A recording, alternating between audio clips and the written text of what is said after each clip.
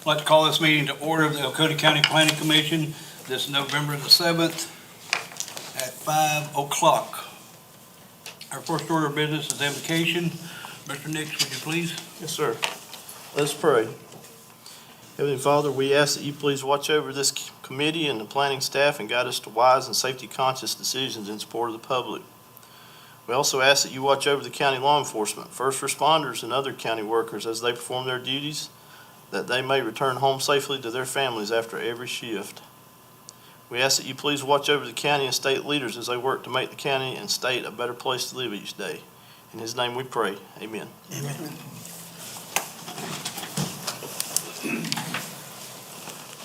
Alex, would you lead us in the pledge, please? Pledge allegiance to the flag of the United States of America and to the republic for which it stands, one nation, under God, indivisible, with liberty and justice for all. Thank you, sir. You have before you the minutes for the October 17th meeting. Do I hear a motion to accept? So moved. Second. Is there any corrections or additions to the minutes? If not, all those in favor, say aye. Aye. Opposed?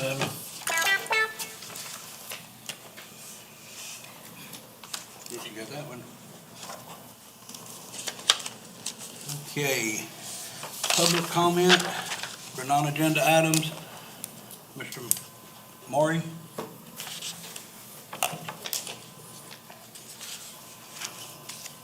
Good evening, Commissioners. As I spoke with you last time out, I'm concerned about, as you may be too, what's going on in the county and how far behind you are in your ordinances and what's going to happen here in the future. So I've taken I'm sure, an unprecedented move here this evening, and prepared something for your review and consideration. Maybe somewhere between, I don't know why you did that, and looks like I don't have enough copies. Here's an extra. I got an extra one too. Ah. Thank you. Thank you. Yes, sir. We will need a copy for public record. I'll give you mine after the meeting. So what I've prepared for you is a titled Tree and Natural Area Protection Ordinance. Based on watching some of the prior Plan Commission videos, I sensed that this may be a small area in which I could take a run at to try to help you out. So, for your use, if you can, what this does is provides for a tree survey and essentially a tree survey and a wetland survey, in which these areas, these trees and areas can be identified. The trees come in two categories: protected and heritage. The protected tree is something that, with the staff's recommendation, would come to you as, if for removal, would come to you as a special permit or a permit to remove. A heritage tree would be one of those that would simply be like the tree down in Charleston, whatever, you just stay away from. What the ordinance doesn't do is it doesn't provide a fee for the special permit for removal, and it really doesn't provide any overview or oversight by the planning department, nor does it provide a penalty if you remove the tree when you know you weren't supposed to. So what it does is kind of help preserve the preserve the land and preserve the trees that are substantial. So, anyway, I just thought I'd throw that out, for what it's worth. Thank you, sir. I think this is gonna be very helpful.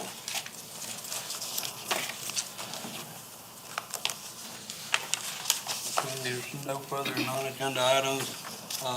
Staff, the commission member comments? I have a couple things to mention that the county just naturally reached some of those checkpoints in the comp plan. The Westminster Police Department got a tech grant of $19,000, which will be used to buy new in-car computers to update its system. The department has been using computers that are more than 7 years old, and this provides local public safety agencies assistance in obtaining funding to expand and upgrade operations. So that, I'll give you the numbers, James, but that checks that one. The airport, that's been in the news. The runway paving also is a checkpoint 9411. That's going to be closed until it's completed, and unfortunately, no one in the FAA is a Tiger fan, so they didn't care about football season. So Pickens is also closed, by the way. That's why all the traffic's going to Anderson, if anybody had a question. Money headed for Salem for a water project. The Oconee County Council agreed to $550,000 ARPA money for a water line extension project that's estimated to cost $2.5 million. Phase 1 of the project is more than 80% done, and this is the check mark that says, work with water providers to expand service to unincorporated areas of the county. Increasing our green space is also part of the comp plan, and Seneca has a dog park, and the new park will be called the Benny Cunningham Jr. Park, and he was a Seneca High School football star who went on to become an All-American tight end at Clemson and won 2 Super Bowls during a 10-season NFL career with the Pittsburgh Steelers. So we've increased the green space, check that off, but it's also named after one of our local athletic greats. So there you go. Anyone else? Oh, one more.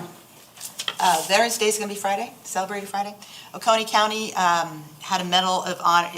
The only Medal of Honor recipient was honored back in October, 70 years after his death and sacrifice in the Korean War. He was killed in action and trying to get rid of an enemy grenade thrown toward his unit on October 7th, 1952. His Medal of Honor and artifacts of his military service were loaned to the Oconee Military Museum and Patriots Hall in Walhalla. His remains were never recovered, but happy Veterans Day, and thank you for your service to all our veterans. I think Mr. Nix was a Navy guy. Anybody else on the commission, sir? Did you? Yeah? What branch did you serve? Army. Way to go. Thank you very much. That's it. Okay, anyone else have anything? Okay, a little side note, the Veterans Parade will be Friday. I'm not sure what time it is, but it'll be here in Walhalla. Nice. I'm sure it's sometime Friday afternoon, but I'm not sure of the time.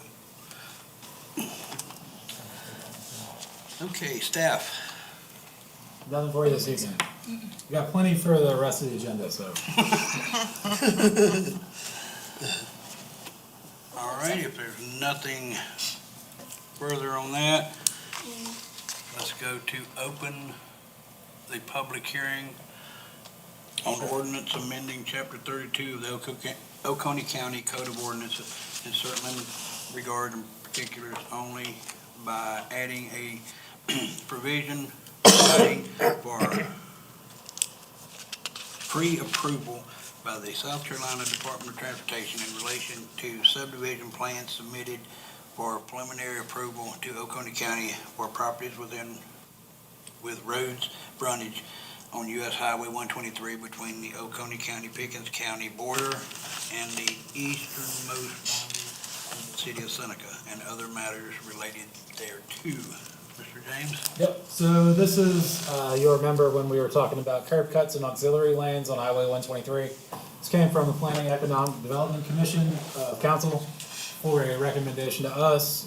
The subcommittee met, came up with the recommendation. We met with DOT, then through Mr. Root's office, come back to council. Council has asked for a public hearing by this body, so that's what we're doing tonight. There is call for that in the Code of Ordinances we've already adopted. Chapter 32, 226 requires this body to have that public hearing. So that's what we're doing tonight. This will allow DOT the first look at some of those new plans on Highway 123 between Seneca and the Pickens border, and allow them to make any recommendations prior to us approving subdivision of the parcel. DOT's in favor of it, we're in favor of it, and do we have anybody signed up for the public hearing? Got one. Okay, great.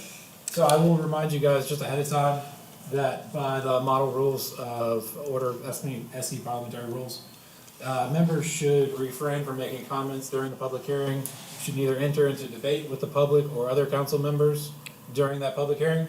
So you guys will have a discussion after this is over, but this is not back and forth. Can you, just for the record there, can you say how we publicized it for the public hearing? Sure, there was a public notice put into the journal longer than 30 days in advance, which is what the requirement is. Okay, if nothing else, I will open the public hearing.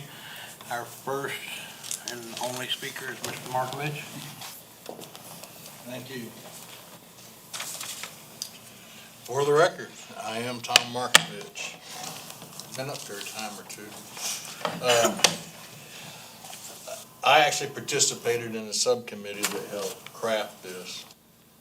I didn't get an opportunity to say something about it back when the Planning Commission was considering it sometime back. But, and I'm all in favor of the main part of it, in essence, going to South Carolina DOT. That's just good a way to do business. It just makes sense. That due diligence, that's what you do when you're in business. And, but, I have a but. The last sentence I have an issue with. Design priorities should include connecting parking areas and limiting curb cuts. My problem with this sentence is that it's embedding it into the ordinance, and it makes it almost look like a requirement, even though it's only saying should. It's not unusual. I'm involved in a piece of property down in Columbia, South Carolina. We actually utilize reciprocal egress agreements, otherwise known as reciprocal parking agreements. And oftentimes, I mean, parking for a business and how many curb cuts you're going to end up having is dictated by the amount of parking that you have. You might think that you're going to get by with one curb cut, but DOT, if you have enough parking, they're going to say, no, it's going to require more than one. So it's all about how many spaces you're going to need. And so it's not unusual for businesses to get together and put together what's called a reciprocal parking agreement, a reciprocal egress agreement. And these are, they're deed restrictions. They're actually recorded, and they become part of the document and part of that piece of property. And so in some cases, it makes good sense. It doesn't always make good sense. And that's my problem with saying that issue of saying it should be a priority. I don't think that sentence needs to be in there. I think most business people, if they can work out a reciprocal parking agreement and it allows them to get more parking and do more with that piece of property, they're going to do it. I mean, that's just common sense. Thank you.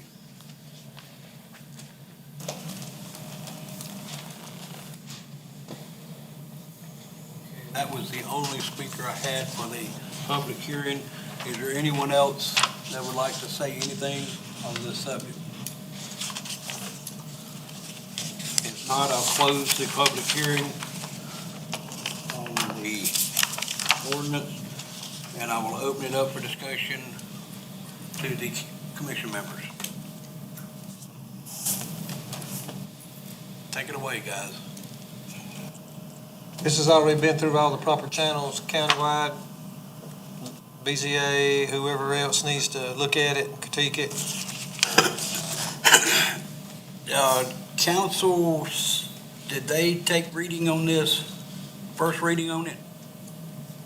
I think they did do first reading, and that's where they sent it back. And then to they the sent it office of straight to public us? hearing. They will, I shouldn't speak for them, but I would assume that they would have their own public hearing, a third and final reading for this as well. So there would be an additional opportunity for public to give input if they do that as well. So it's sent back to us for revision or critiquing at our, So we'll generate a report now, or more of a recommendation. The report will be, there was one public comment generally in favor, with the exclusion of the last sentence. Is that the breadth of your comment? No. And then, if you'd like to take a vote to continue, push this forward, or if you'd like to just have that be the entirety of the report, that's up to y'all. So, Dave? I'd like to make a motion to amend, strike the last sentence.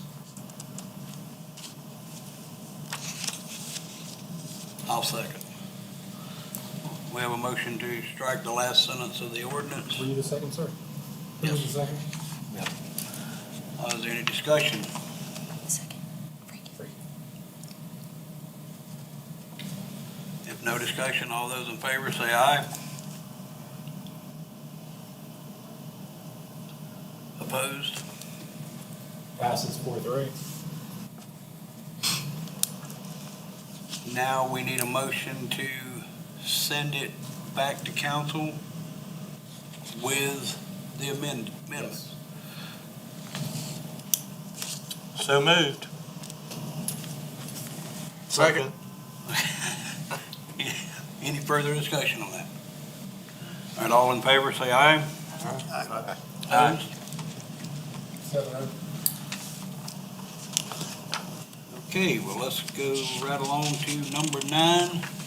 Discussion of ordinance amending chapter 38 of the Oconee County Code of Ordinances in certain limited regards and particulars only by revising the lot size and density standards applicable, that big word, to the Lake Overlay District and other matters related thereto. We have two individuals to speak. Mr. Markovich, I'll let you go first since you signed first.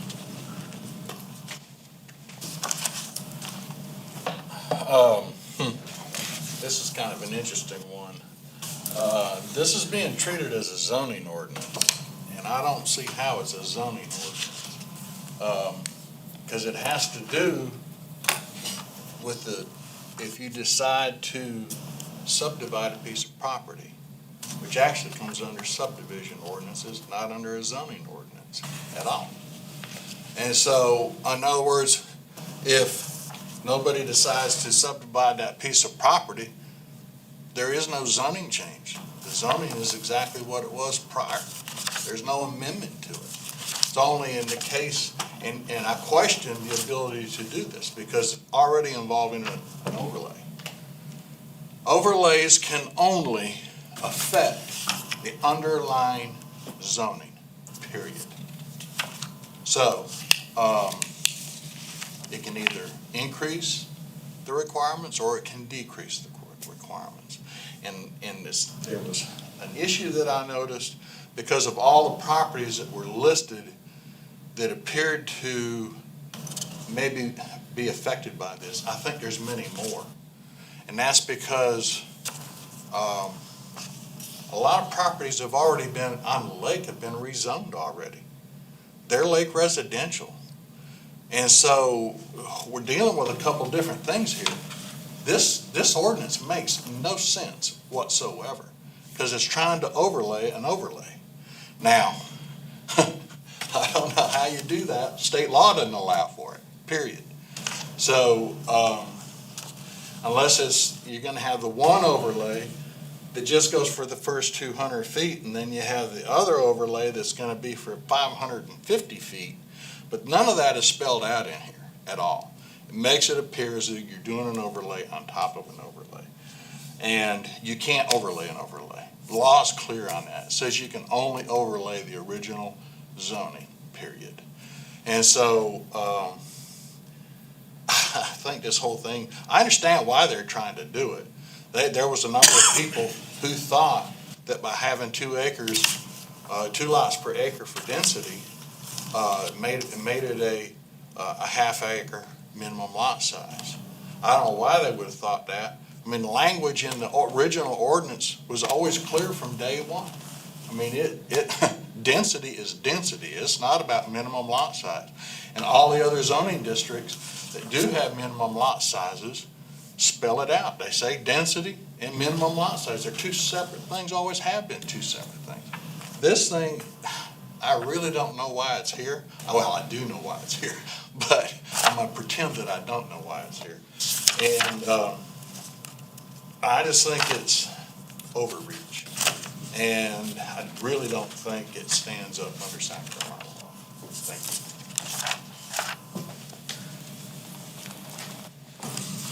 Partner? Mr. Chairman and members of the commission, thank you for this opportunity. My name is Jim Codner, for the record. Just to speak to what's just been said, this is zoning. It's part of the zoning ordinance. It's just a change to the lake overlay, which is part of the zoning ordinance. And the specific wording in the ordinance was put together by our lawyer.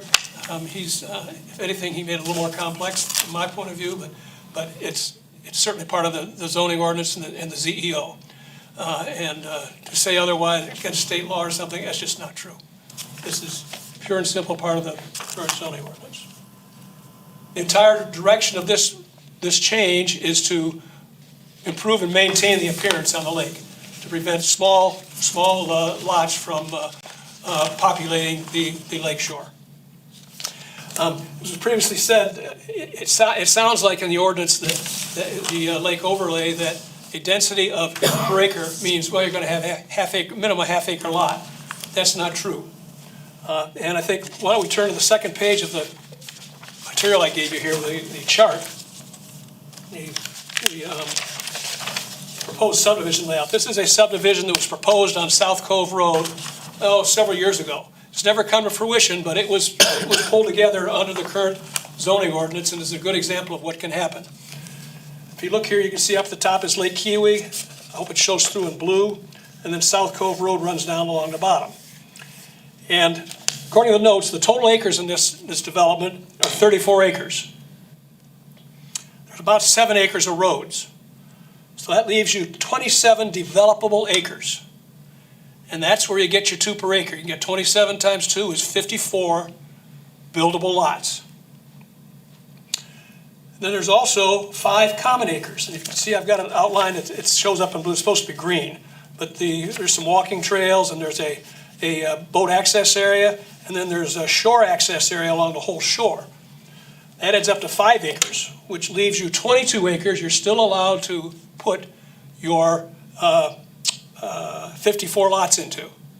So you wind up with an average lot size of 0.4 acres. Okay? What determines the minimum lots you can put on this property is the way the underlying zoning. This happens to be zoned lake residential. So the minimum lot size in any lake residential development, whether it's inside or outside the lake overlay, is 1/4 acre. So that says the minimum lot size on this property right now would be 1/4 acre. And if you look down along the water, you'll see there are 14 lots, all small lots that average about 0.29 acres. They could have, I think they would have squeezed another one in there and made it exactly 0.25, but you get 1/4 acre lots all along there. Then there are larger lots outside, and their average is not 0.5 acres, their average is 0.4. Okay, so that's the issue we have. If you look at an extreme example, if you look at what's called the retreat. There's a picture here of a retreat. This is a development kind of across from South Cove Park that's got a bunch of A-frames on it. There's a particular one that's purple and orange, Clemson colors. That has 16 homes crowded onto 4.6 acres. Got 16 on 0.46 acres, or 4.6 acres. So that's the kind of thing that can happen. Now, again, this is just to try and address the issue of appearance on the lake. And it's really not outside what we do in other zoning classifications. I mentioned lake residential and residential have a 1/4 acre minimum lot size, and that's appropriate away from the lake. I have no argument with that. But if you look at ag residential, That's a half acre. That ag residential is a classification where we accept that people are going to be not only having residential, but also includes the farming. So that at least a minimum of half acre for those lots. You move all the way up to rural residential, that's designed to be people out in the sticks, and they want a lot of property around them. Minimum lot size is 5 acres if you zone that area in rural residential. Ag residential and traditional rural are more in the middle, they're more like half an acre. And agricultural is 1 acre. If you talk to the farmers, they don't want little trailer lots going on their properties. They want to maintain, if they're zoned agricultural, they want to maintain their agricultural identity. So they've set a minimum lot size of at least 1 acre. So now, just to give a little history, the way the lake is developed, most of the property has been owned by Crescent at one point in time. They have covenants on there that specify minimum lot size of 20,000 square feet. That's a little less than half an acre. So you've got, all the Crescent developments are subject to that restriction. Also, most of the properties on the lake are not accessible to sewer. So if you want to put in a septic tank, you're going to need about half an acre. You might get a little less, but you really need about half an acre. For a long time, it was thought that was DHEC's requirement. And we know now that's not the requirement, but still, it takes about half an acre to get a septic tank in. So that's the way the whole lake is developed. And it looks pretty nice. And the rub comes in is where you have either the ability to put in a central septic system. And that's what this development did. They put in a central septic system behind all those houses, laying back on the area behind, so that they don't have to worry about individual lots having enough room for a septic tank. They've got them all in the central septic system takes care of that. The other issue is, particularly down here on South Cove Road, this development, there is a sewer access pipe running down South Cove Road. So that this particular development was going to run sewer up to South Cove Road, and that's what allows them to put little quarter-acre lots down close to the water. The last comment I'd make is there's a 200-foot requirement in here. If you look at this chart again, or look at this development plat, you'll see down along the water, they put in common access area. And that's fine. If they want to do that, that's fine. But we had to put wording into the ordinance to say, okay, if you're going to do that, you still, the first lots back have to be subject to this half-acre restriction. And we chose 200 feet just to make sure it's enough to get the job done. Otherwise, we just said lakefront lots, and they're 30-foot access. They might say, well, that's not a lakefront lot, that's 30 feet off. I'm glad to answer questions, guys. Yes, sir. Is that okay, Mr. Chairman? I'm looking Mr. at Nix. Lake Residential District, and then I'm looking at Lake Overlay District. Lake Residential District is a quarter acre, correct? Yes. So how do we decide what's Lake Residential District that's not in Lake Overlay District? Is it outside 750 feet? Okay, so just these restrictions, I'm glad you brought that up, because there are plenty of properties around that have not been rezoned. They're control-free. There's plenty of properties on the lake that have not been rezoned. They're control-free. They're subject to the lake overlay, but they're control-free. They're not lake residential, or anything. So there's no minimum lot size there. And you could get into something, I've heard one reference is, well, we may need to put tiny homes on some of these properties. Tiny homes would have far less than even a quarter acre lot. They put all those little tiny homes in. They could do that down close to the water and then have a big common area up behind. Is that helping you, Mr. Nix? Yeah, I'm just trying to figure out. So this example that you have, This property is zoned lake residential. That particular Is. area is zoned lake residential. okay, so does it all fall in the Lake Overlay or not? Yes. Are there scenarios where we could have a development that part of it falls in the Lake Overlay and part of it does not? Sure, yes. And how would the rules apply to that? Well, outside 750 feet, you can have, the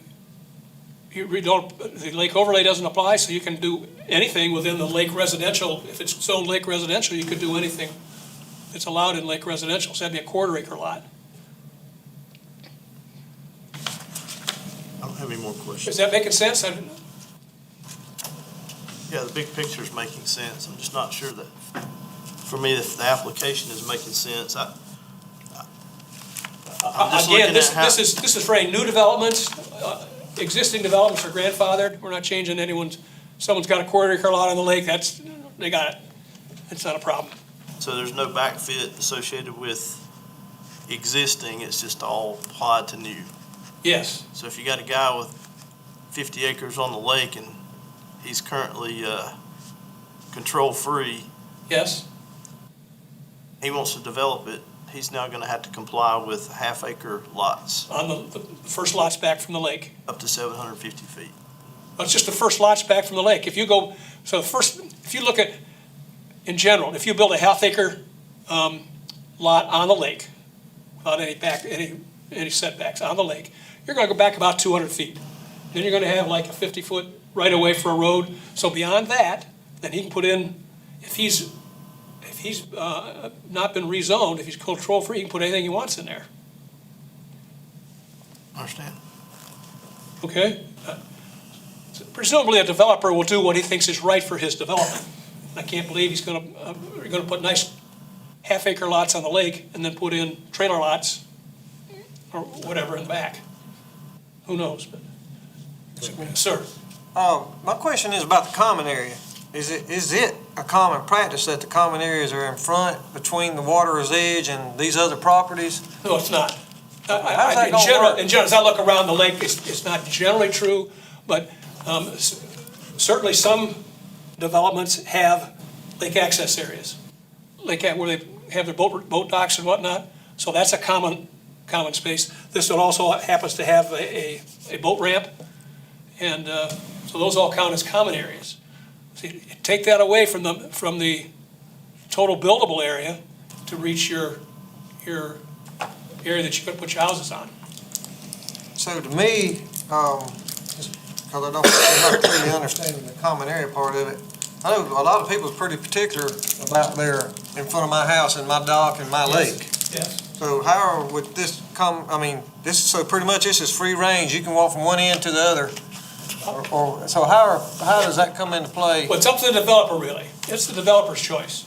This particular developer, as I talked to him, first of all, he wanted small lots. You can't put docks on those. You gotta have 100-foot right-of-way, 100-foot waterfront. So these are not dockable lots? They're not dockable lots, no. Okay, well, okay. So his whole idea was to allow the entire community to come down and enjoy the lakefront. That changes, yeah. That's his prerogative. Okay. Um, So what's considered lake edge? Is it full pond? Full pond, 800 feet, Okay. the 800-foot level. Got a couple questions. Mr. Cogner, I know you're on the BZA.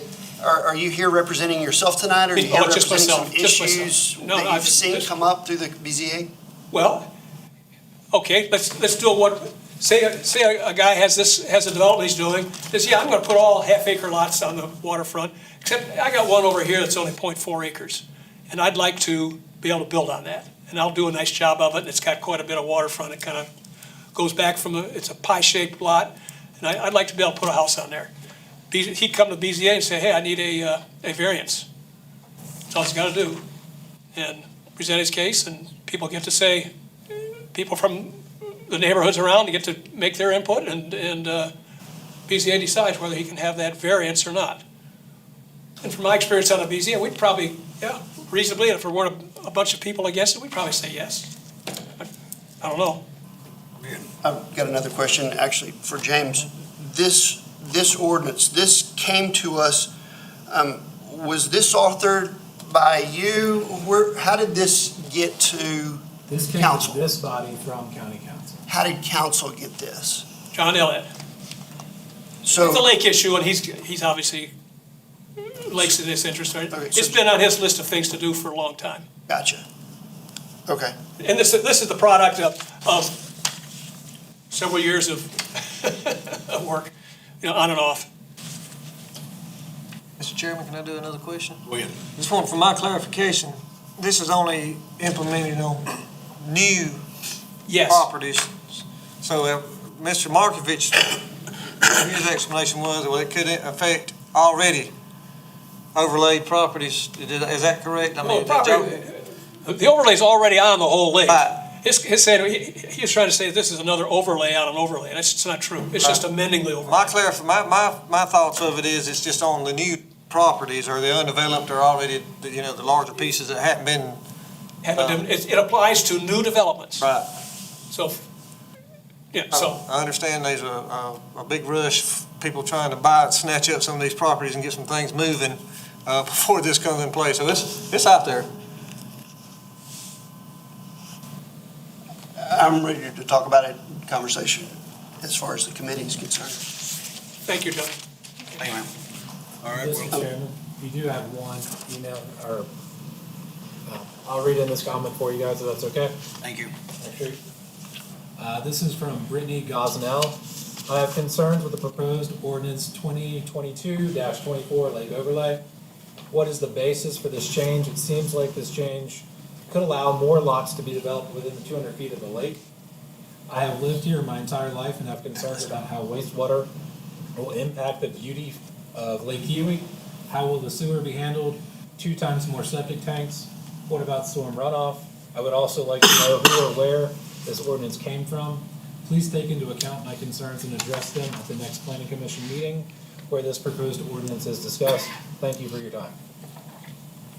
Could I comment, Mr. Chairman? Up to you. Come up to the, I'd forgotten about that. I've seen that. She's just totally confused. That's right. It's not to increase the number of lots, it's to minimize the number of lots on the lake. And sewage is still, that's handled by the county, that's not an issue. And what takes care of density, of impact on the lake is the density. And the density stays the same at 2 per acre. Anything, so that's what I've said, she's just terribly confused. Right, absolutely. okay, the floor is open, question, discussion? So let me make sure I understand. So Mr. Elliott, does Mr. Elliott live in Kiwi Key? Yes. Yes. So Kiwi Key, don't they have like 0.2 acre, 0.3 acre lots throughout the whole community? No, I mean, I do know that. That was a rhetorical question.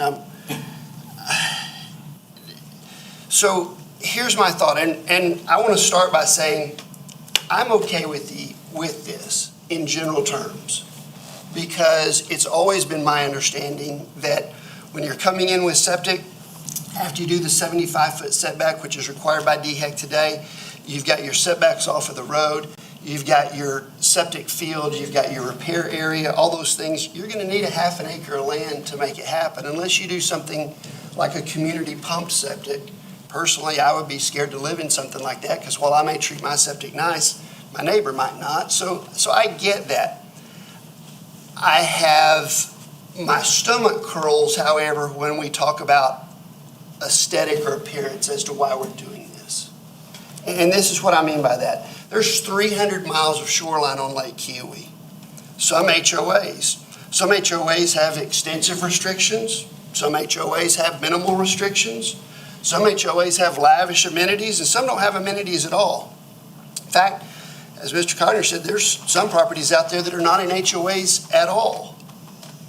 People choose to live in a community that best meets their lifestyle and view of what life should look like. They want to live in a neighborhood where their neighbor is going to follow the same rules that they chose to follow.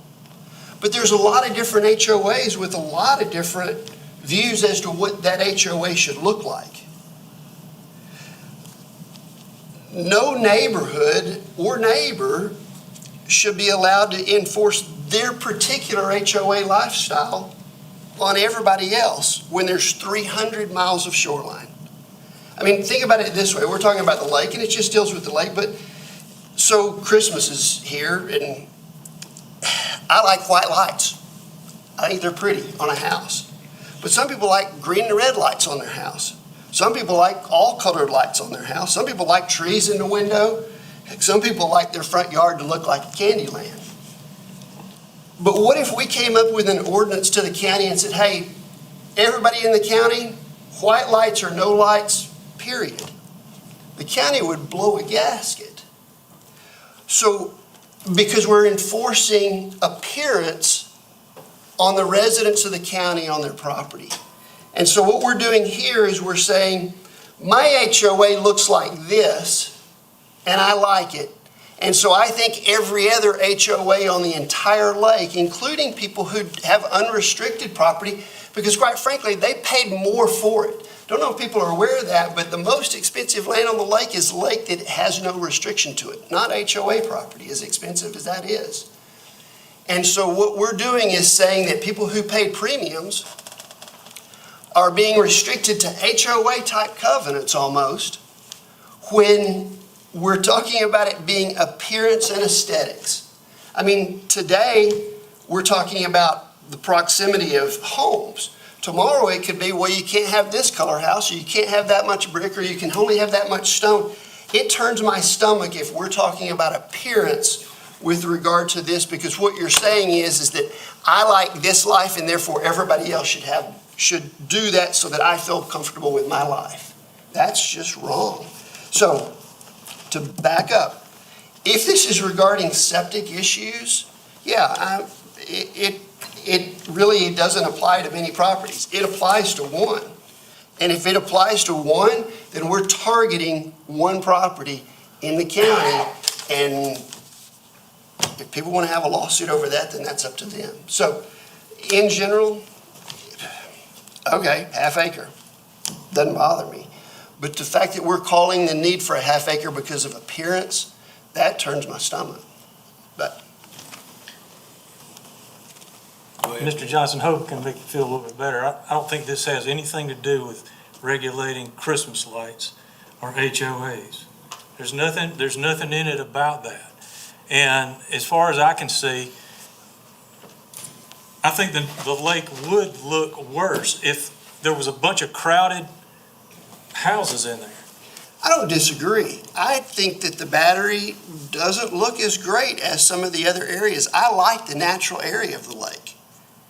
But we need to be very careful, and it needs to be publicly aware that we're talking about appearance. Make no mistake. It was described that we're talking about appearance. If we're talking about health and safety of DHEC and sewer leakage and things like that, I get it.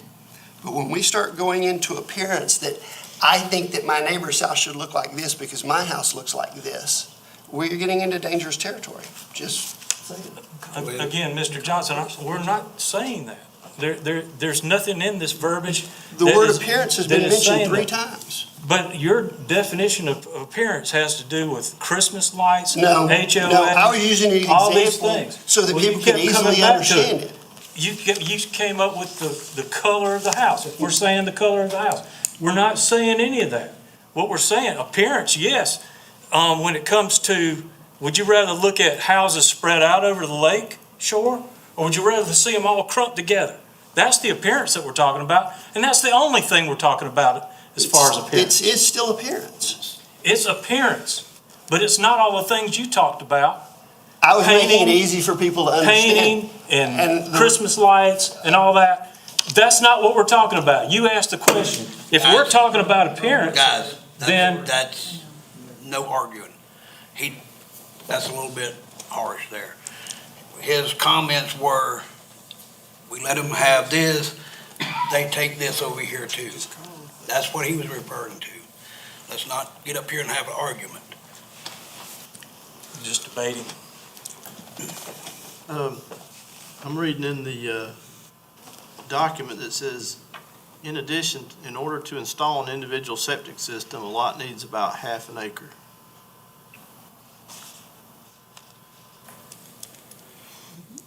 That's 20,000 square feet. And just to remind everybody, this was brought to us. We had nothing to do with any of this ordinance. This was brought to us strictly by Mr. Elliott. This is what he wanted. You had the attorney to draw it up. And we have to look at it because it is affecting the zoning in that area. Point of clarification, Is the basis appearance or is the basis septic? Can I make a comment? Is that okay? So I did just double check the actual ordinance that we're talking about. Appearance and aesthetic do not appear in the ordinance. You have a public comment that did mention it. I didn't count the number of times, but more than once. So public comment and the actual written letter of the ordinance are two separate things. Just to be clear. So if we only allow a half acre, or if we allow a half acre on the lake and we still allow a quarter acre right off the lake, why is the quarter acre not a septic issue?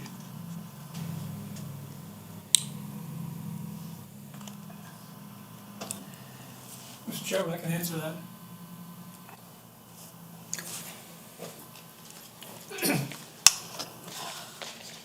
The issue of septic is just, was brought up to say, this is why, in general, the lake has developed in half-acre lots, because you need about a half an acre to develop it.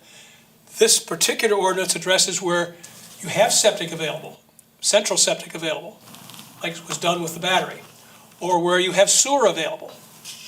Then you're not subject to the half-acre, general half-acre need for a septic system. You can tie into the sewer system, or you tie into the central septic system. It's out and back somewhere. So we don't have quarter acre lots that are developed that have septic systems? I don't think so. That'd be tough to get a quarter acre lot with septic, with an individual septic system. Like I think Mr. Johnson was saying, you need about a half acre to get septic on a. Within the lake, you need about a half an acre because of the setback required off of the water. If you're doing it in town, DHEC is the person to ask, but I've seen it on .3 work perfectly fine. 0.27 work perfectly fine because it gives the area for the septic system and a repair area and the house and the setbacks off the road. But on the lake, with the setback from the lake requirement with DHEC, you pretty much need a half an acre to make it work. Okay, that answers my question. I could just say one thing about the word appearance. That maybe is unfortunate. It's really, if you look at what the minimum lot sizes are in various classifications, that's just an attempt to make lot sizes appropriate for that area, for that usage. And so what you say is in agricultural, we said minimum lot size is an acre, because that's what's appropriate for that particular classification, that agricultural community.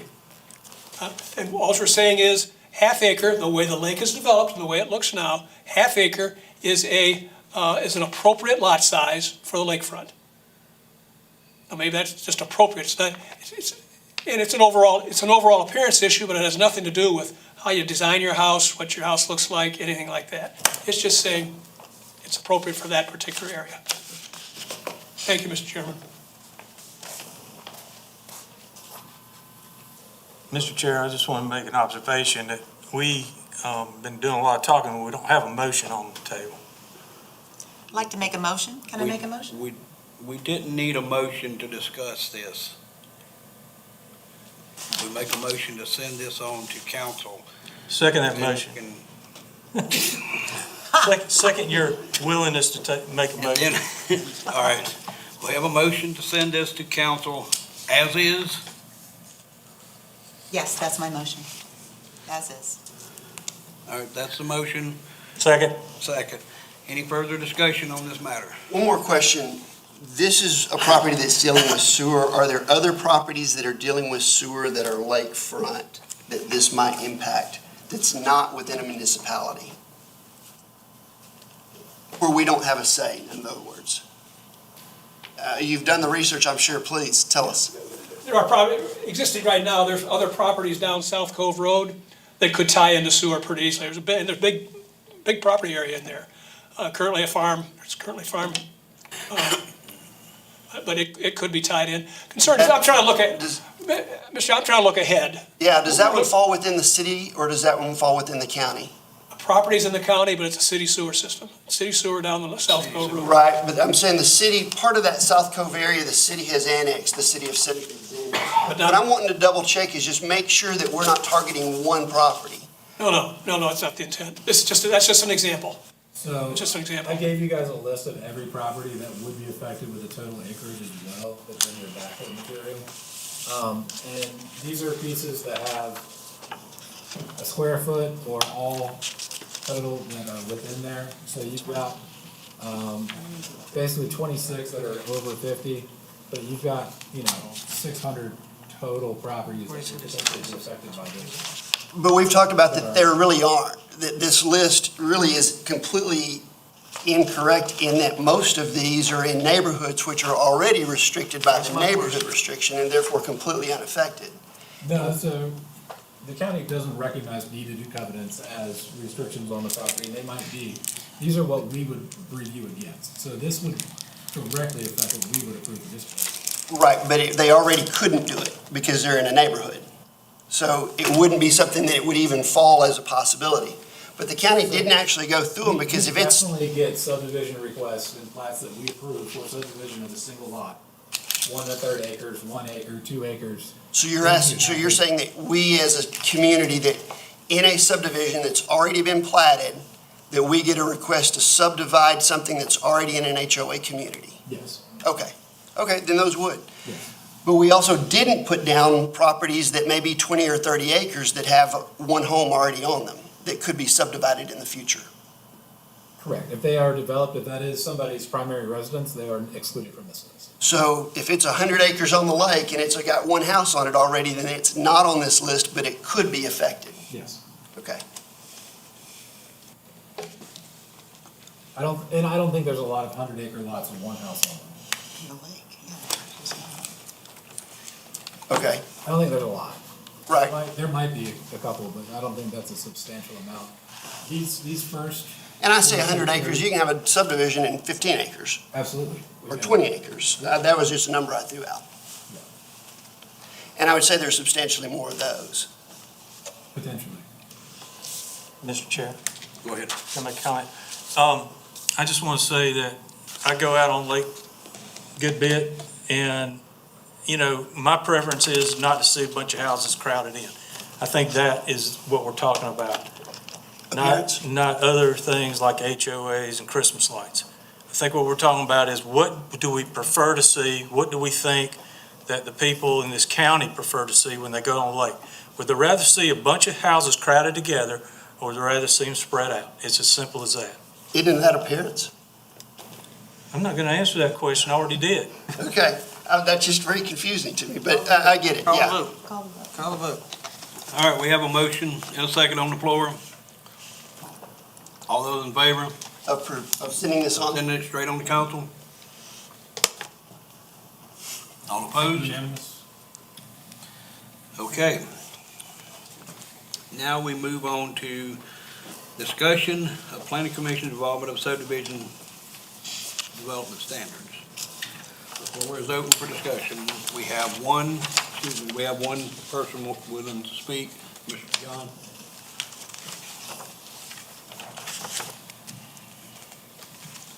Well, Commissioners, I guess we're gonna take up where we left off last time. You don't have a subdivision ordinance. Y'all, I'm amazed. I just don't know how you do it in this day and time. Approve subdivisions without a subdivision ordinance. You're working with a zoning ordinance.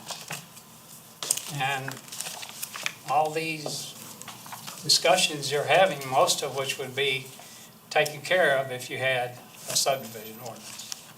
So I don't know what it takes for y'all to be able to do that. I don't know if the council needs to give you approval or whatever, but I encourage you to come up with a subdivision ordinance that will do away with all this talk about zoning, because it doesn't have squat to do with it.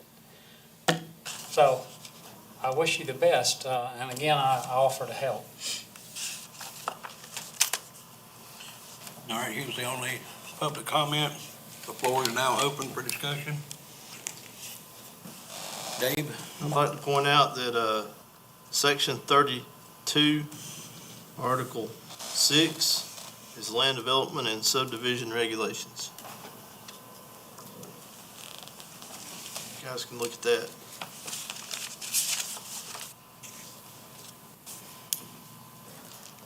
Ms. Spicer, did you have anything? Yeah, I did, kind of a companion piece to the earlier ordinance with regarding frontage, road frontage on Highway 123.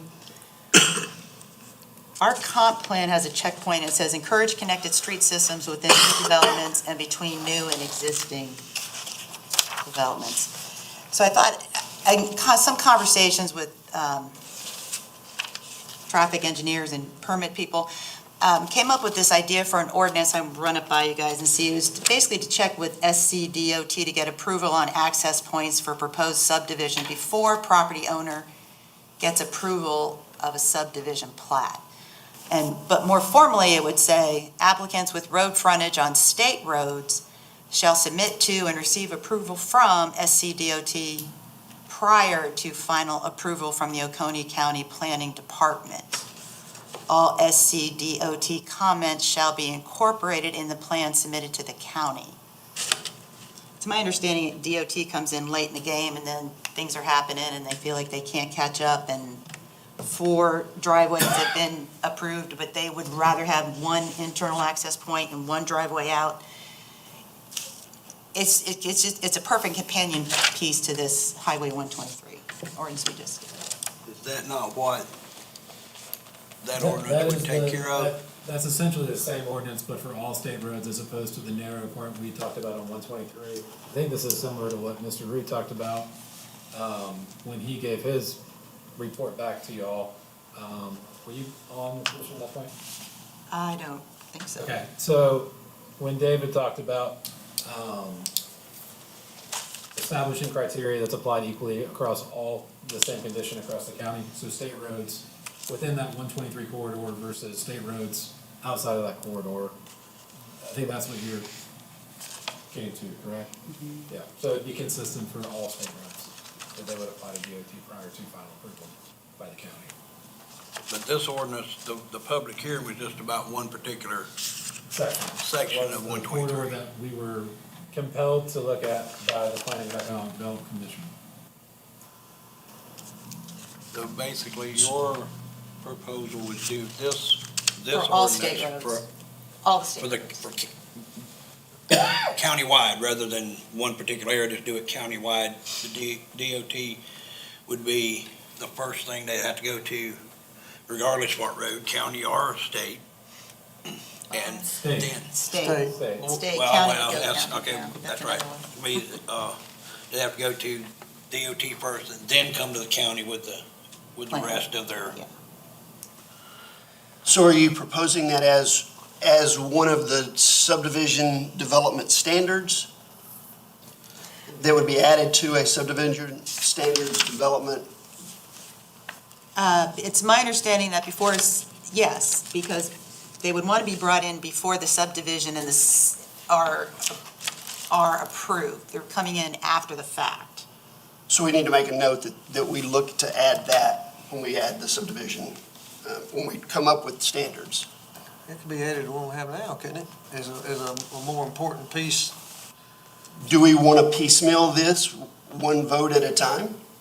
No, but I think it would, in the effort to curb some of the accelerated rate that we're going now, with we got some of these developments coming up that got a huge number of driveways on extremely busy roads. So I will tell you, because I heard driveways mentioned by Ms. Spicer here, from my knowledge of DOT, what we're talking about, this would have zero effect on that from a subdivision standpoint. Because if you're a driveway, you're applying for a right of access to the state. The state grants you access based on the viewscape down either side of the road. A subdivision is different. On a subdivision, they're looking at the miles per hour of the road, the distance of the view lane, how far you've got and then the number of traffic counts that are going to be coming out of that subdivision. A driveway, if you can get across the culvert and you're not in the middle of a turn, you can put your driveway in. And then if the DOT says, we don't want it there, you can still put your driveway in. It's just not insured at that point. Right. So this whole driveway thing has zero to do with this. So clarify your comment again. So I think it's a good idea. We just need to put it in to develop a standard. One point of clarification, when we talk about all state highways, we're excluding municipalities in that. Is that correct? Yes. We have no jurisdiction in there. Okay, because when we continue saying all state highways, I think we need to make sure we're talking about all state highways in county jurisdiction. All right, I'm going to reread this, okay? James, you can help me out. James help. Applicants with road frontage on state roads shall submit to and receive approval from SCDOT prior to final approval from the Oconee County Planning Department. All SCDOT comments shall be incorporated in the plan submitted to the county. So my view of that, Ms. Spicer, is that'd be one of the, right now we got 5, pretty much roads and bridges, EMS, Fire. 5 little steps. So this would be a 6th. This would be at the front. Yeah, but it'd be an added criteria to approve that application. So if they're on a state road, they're required to get DOT approval already. This would, DOT is saying they're getting into the game too late. right, this would be a change to that order similar to the one you just approved. Get them in sooner.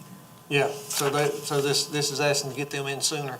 Yeah. Which I think would, like I say, until we can craft, which still may be years away, a plan, this would help, as Mr. Morris said, get us up to at least 30 years ago. So you want, go ahead, Dave. So, right now, we just voted to add a submittal requirement to section 32-222. We added number 10, and it only applies to Highway 123. So is what I'm trying to understand that you're saying, Mrs. Spicer, that you basically want this same rule, except it's not just Highway 123, all state roads? Yep.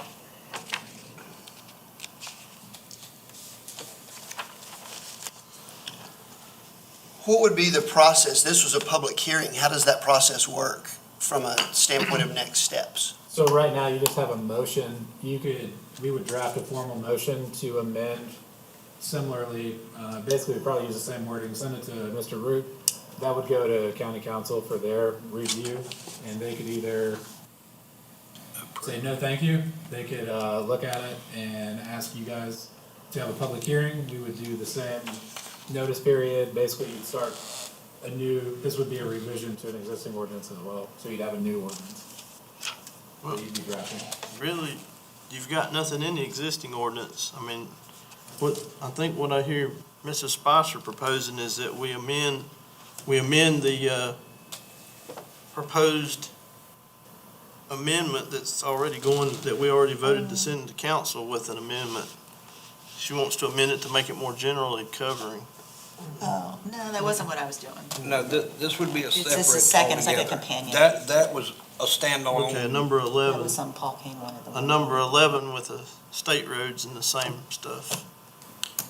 All this prior to approval from the SCDOT. Go ahead, Barry. Mr. James, I was just curious, why, since this is a process, why is it that we have to have an ordinance that dictates it? I don't understand why we can't just make it a policy within your division or your department to make that first contact before you get started with the check boxes on all the other stuff.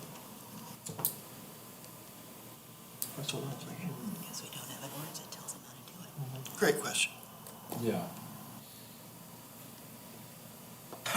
We cannot hold anybody up while they're required to have it for their final. But we can't hold up their preliminary statutorily, like, waiting for that. Now, we have encouraged people to get it ahead of time and to go ahead and contact DOT, but we can't require it as long as they have it for their final. that's when they have it. But if it's in an ordinance, then you can require it. Yes. Okay, so that's the reason for it. Okay, thank you. So what motion do we need, James? Well, you got a motion on the floor. We didn't have a Was motion that yet. not a motion? She read it, but she didn't make it a I motion. can make it a motion, you want me to? No, I read it, yeah, I read it. So, So we can use you're gonna that. have a motion for a new ordinance to have us, you can send me your blurb, and I can send it directly to David for him to review, and it can go directly to council with a motion from y'all. You got it. Dave. Point of order. So, agenda item number 10 is discussion of planning commission involvement in subdivision development standards. It's not a discussion of whether to add more stuff to chapter 32. True. So we're really out of order and trying to make that proposal right now anyway. Although I did ask time with the chairman previously this week to talk about this, and he said just put it under subdivision developments. I did tell her we could talk, we Yeah. could discuss this. I did get his permission. The subdivisions, because for the last two meetings, this has been on here, and we've talked about other things as standard, as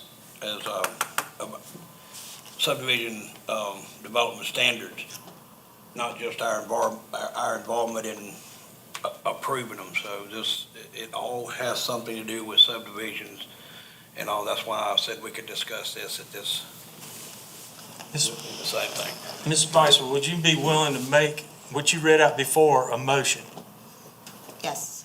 I second it. So, discussion. James, we were talking about driveways, we were talking about subdividing your property. How much would it affect if we changed that order as far as what you do? So, it would give us a requirement to pause somebody in a preliminary review until they have that from DOT before we move them forward. And I'll just share an example with you. So DOT does sometimes require this. This is submitted, so this is public information. This is a development called Airy Springs. Some of you guys are probably familiar with this. But it abuts Highway 11. Instead of having 5 curb cuts on Highway 11, they have 2 for 5 parcels, for 2 driveway cuts.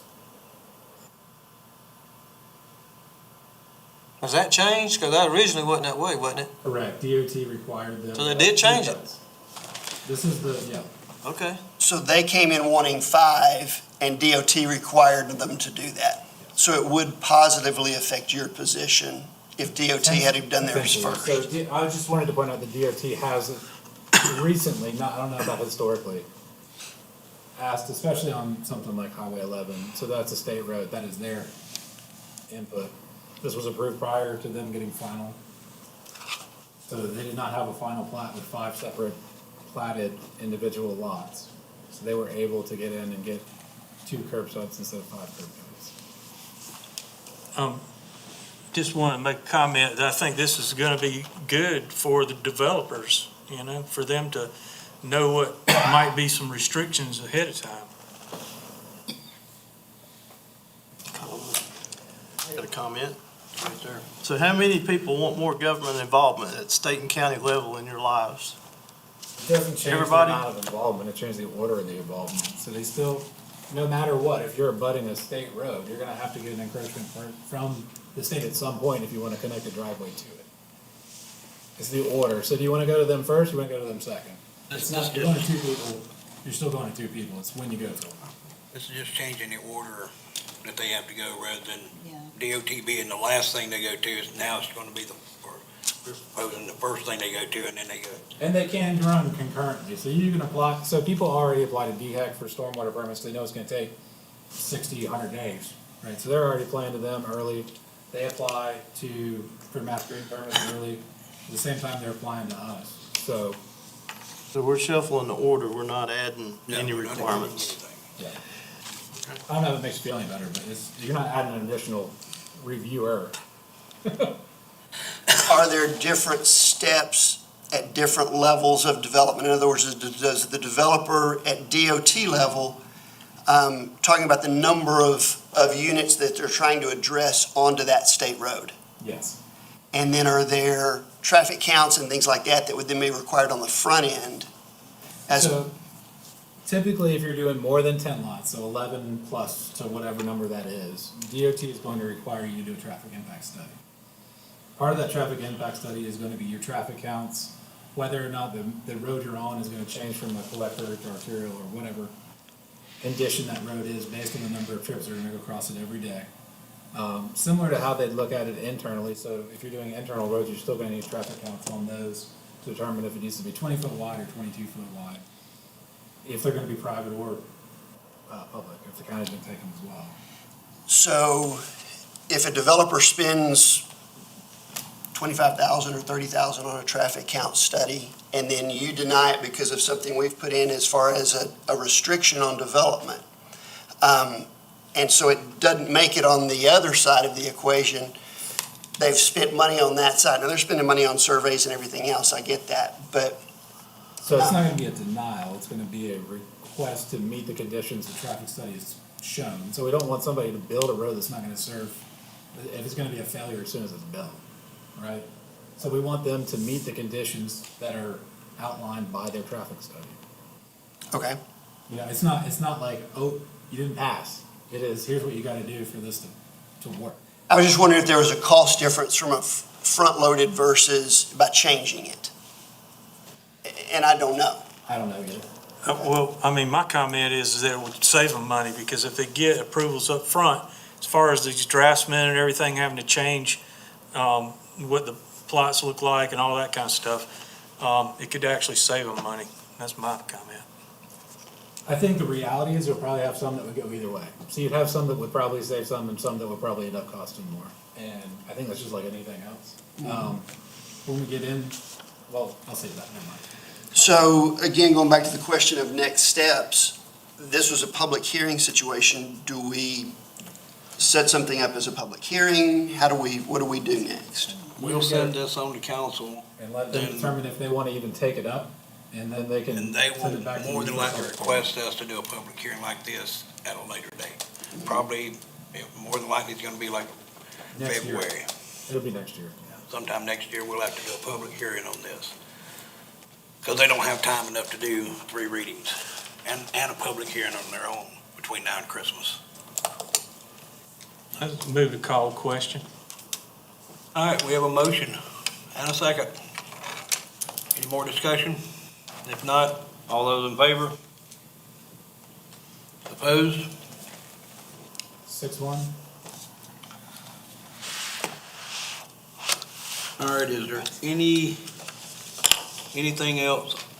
I would like to, just quickly, while we're on that subject, I've been asked by Soil and Water Conservation District to plead their case. They spent a significant amount of time since we've asked them about doing impacts on wetlands, runoff, and the effects of erosion.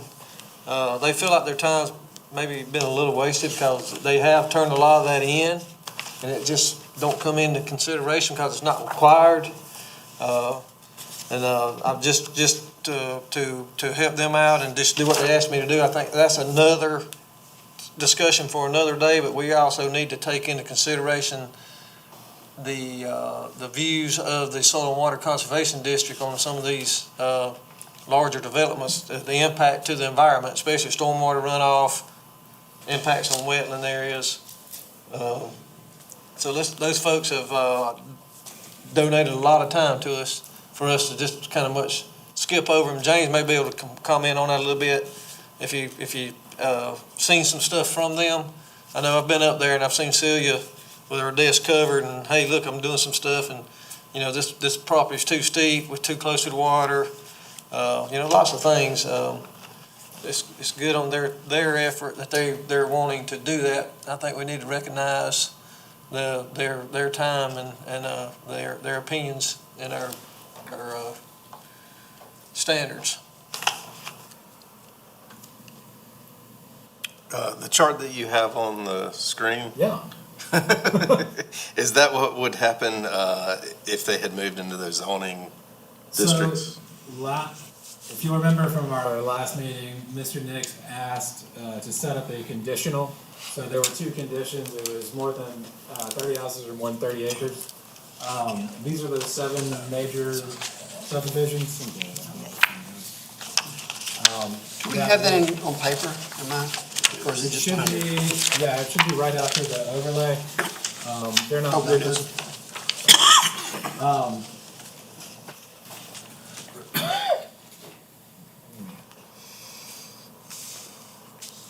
Let's try to be clear about what we're looking at, because for anybody looking in on this, I'm not sure they would know what we're talking about. Right.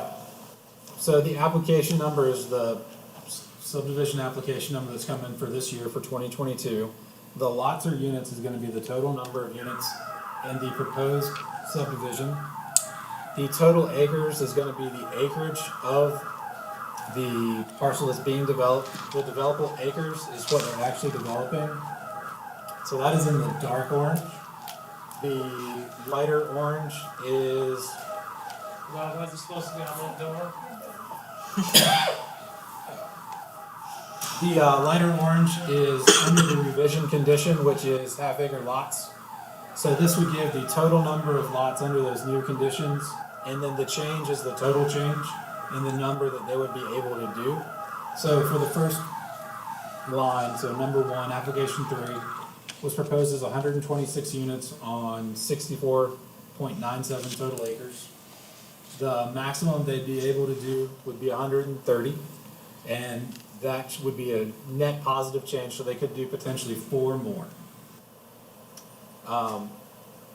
Second one, under those conditions, they would be able to do 100, or be able to do 67 less.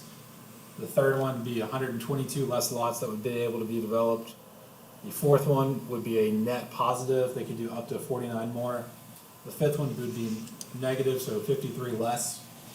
The sixth one would be 26 more potentially, and the seventh would be a negative as well, so they would lose 49 lots.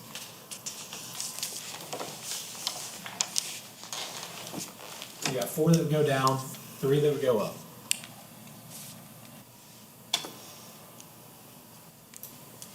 And making sure I understand, the first one is not the number of applications in that criteria.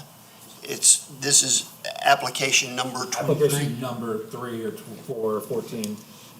The ones that met the condition, just so, if you want any more information, we can go back, we can find that specific. So how many total applications did you have? 26, and we had 7 that met the conditions that y'all set out.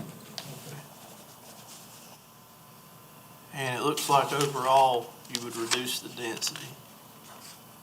The ones that went down substantially more than the ones that went up. What was the major factor of that? For instance, the one that's 122, that's a huge number. So what's the major factor there that caused that? So you got the total acreage and the number of lots that they were proposing, or units they were proposing. So they had a very high density beforehand, so they would lose more based on, you know, their max potential. So this one particularly came down to a density instead Well, when of you set units. conditions- Yeah, so you're setting conditions of half-acre lots. Right, So okay. Density acreage wise, not density number of unit on a lot. You're just talking about density of each individual plat. each lot, each Okay. parcel. Number of units per acre. Yes. Excuse me, Mr. Chair, I've got a question. I can remember that this was kind of a case study. What I can't remember is the criteria that we used to get here. Was it something like 30-plus lots or 30 something? acres or 50 lots, 30 lots. Okay, 30 acres or Greater 50 than lots? 30 acres,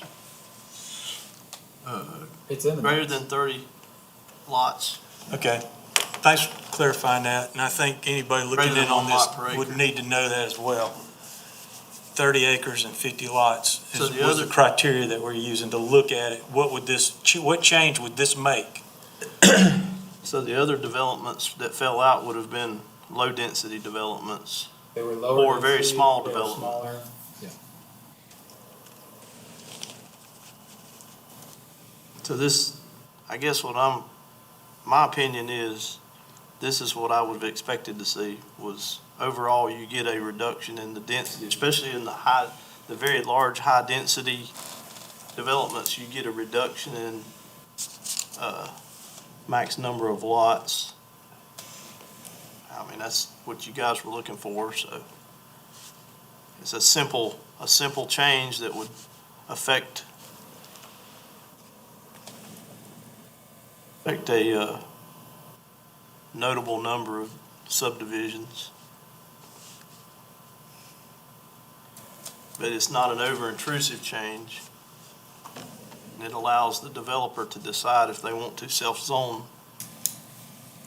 And it allows them to determine if they can produce their profits or meet their profit criteria based on what the restriction is. What would be the next step? I mean, anybody got any ideas? Having somebody draft up the proposed change and integrate it into section 32 and 38. Then bring it back. We would need a, motion to do that. I got another comment if we got a minute. This might be a staff question. What would keep said developer on the 54.89 one? If we did and I love your proposal here, Mr. Nix. These guys are pretty crafty, so what if they brought that down to a less than a 30 acre and just made it two developments and like Sunrise 1 and Sunrise 2, and they just made them two different developments, and then they can go back to the old. Is that? You got two conditions, so the total number of units as well. Well, he's still proposing the idea of Talking breaking about the two down. the contiguous divided subdivision scenario that they would try to skirt the Yeah, try to rules skirt with. this rule, so, So you just put in something that says they can't be contiguous. you see what I'm saying? I mean, Sure. is that a fair assessment? Oh, yeah. I've You thought got about that, Step yeah. 1, Step 2, Step 3, or Phase 1, Phase 2, Phase Yeah, I 14. The other question is do we apply this across the board? And if so, because You have where to. there's sewer, there's the opportunity for affordable housing. So if we apply this across the board, then we can never have the discussion about affordable housing again, compared to high density and sewer areas. Do we apply it across the board, or do we not apply it in sewer district areas?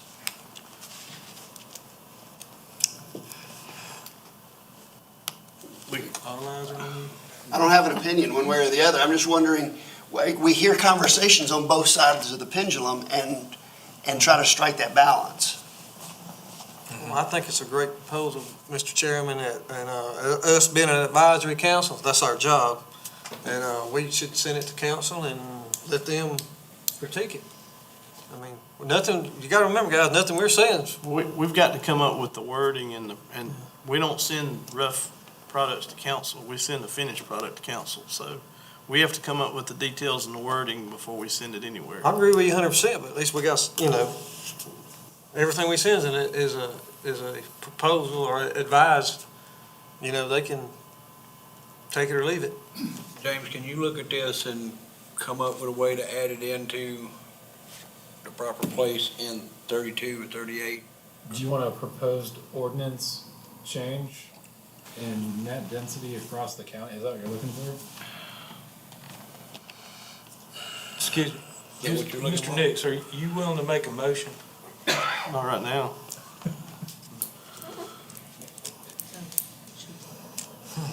Okay with table? Came up with a scenario. Okay, I guess that's easy. Property rights guy, so. Where you this going with Can I that? ask a question? James, I know the workload is pretty rough right now. What do you think about us asking you to do this at this time? And how much time would you need to try to?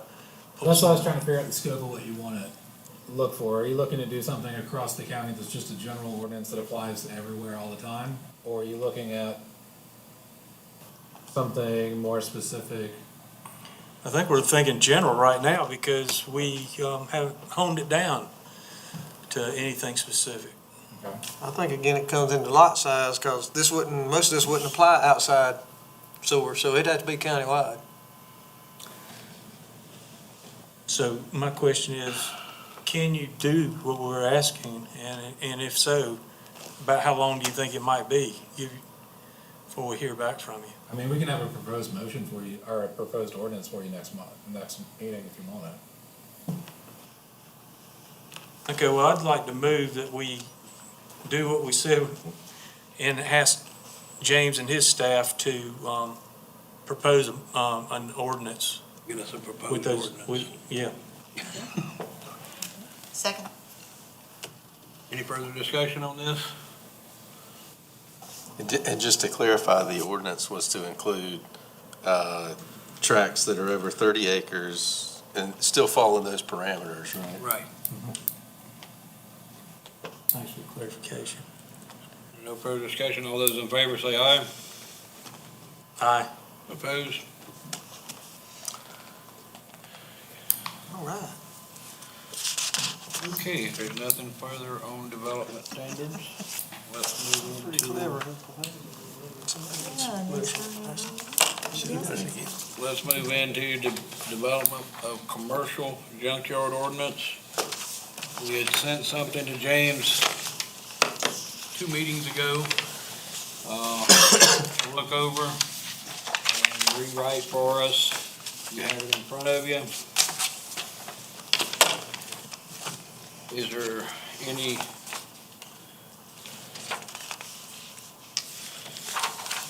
changes, or anybody have anything on this? Or do you like what you see, or what? I do not. Mr. Chair, Go ahead. I'd like to ask that we table this until our next meeting. All right, we've asked the table till next meeting. We need a second. Second? Do we have a second? Any discussion? I'd like to hear the objection just so that I can study it for the next meeting. You said you had an objection. I'd just like to know what it is so I can look at this thing a little through all those eyes. But I agree with tabling it till later as far as doing anything about it. Well, y'all can talk. All right, we have a motion to table. All those in favor? Well, you've got a motion on the floor, and you've got a second, so you can have some discussion if you want to. So I can, If you want to. You don't have to immediately call a vote. all right, well, I'll give you mine and then you can think about it. My, correction on this is on section 6. Which that section 6, yeah, section 6 on the page is A. It needs to be totally stricken from this ordinance. Section 6. Are you caught provisions for administration? That- Yes, right here, Permitting and licensing? Okay. because this county does not require business license for any other business. We cannot require business license for one. So we can't center this one out and say, you've got to have a business license, but this one over here don't. They're already going to get their SCDO, their DHEC permit. They're already going to get that if there's a tank on it. They're already going to get compliance certificates and all this stuff from the state. There's no reason for it to be in this ordinance. It's like double writing it in, so I think A, for the most part, should be taken completely out, all 5 things. I'd like to move. But that's just my opinion. I mean, we can, if y'all want to table the whole thing and we can discuss it more at our next meeting, that just gives y'all one point to look at.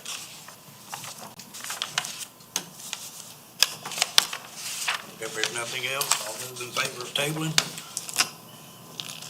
Unanimous. Okay. I'll make a motion with adjourn, sir. Second. All those in favor? Aye. Against? By Mr. Williams.